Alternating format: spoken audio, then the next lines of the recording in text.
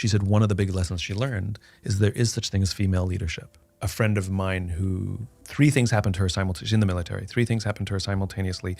Any one of them would be difficult, but all 3 of them happened to her at the same time.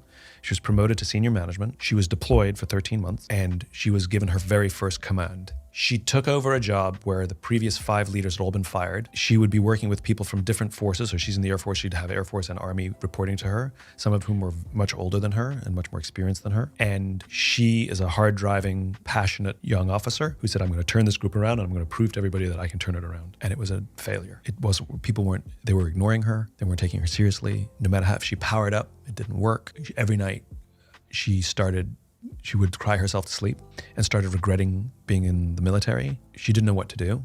She was failing. And so she decided to give up. So if I'm going to fail at my job, then and I'm stuck here for another 6 months and so is everybody else, I'm going to change my mandate. Then instead of turning this group around, I'm just going to ensure that the rest of their time here, they really enjoy it. I'm just going to make it more fun for them to come to work every day because they're also away from their families and stuck. And then something strange really started to happen. They started to listen to her, take her seriously.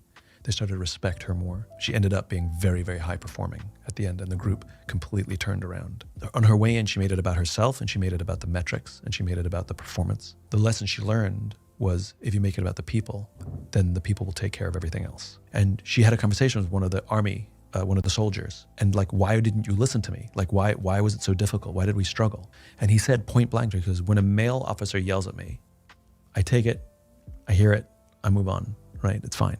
When you yelled at me, I felt like my mother was yelling at me, and it was more difficult, you know? So there are gender differences in how we respond to each other, because it is a mom-dad thing, right? We respond differently. Men are sometimes, not always, but men are sometimes better at just being told blank by another guy, just do this. And you go, okay, well, I'll just do it.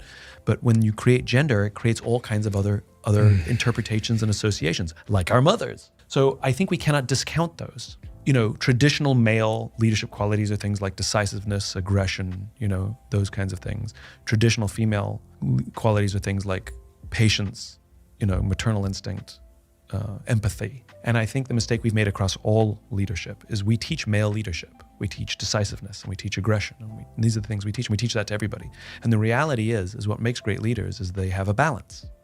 And what we should be teaching is more of female leadership. All leaders should take on the qualities of patience and empathy. This is the irony. I think we do need to teach those skills. I mean, those goes back to what we were saying before. These are those human skills. And so, yeah, I think female leadership and those qualities are just necessary everywhere. But yes, there are differences and they cannot be discounted.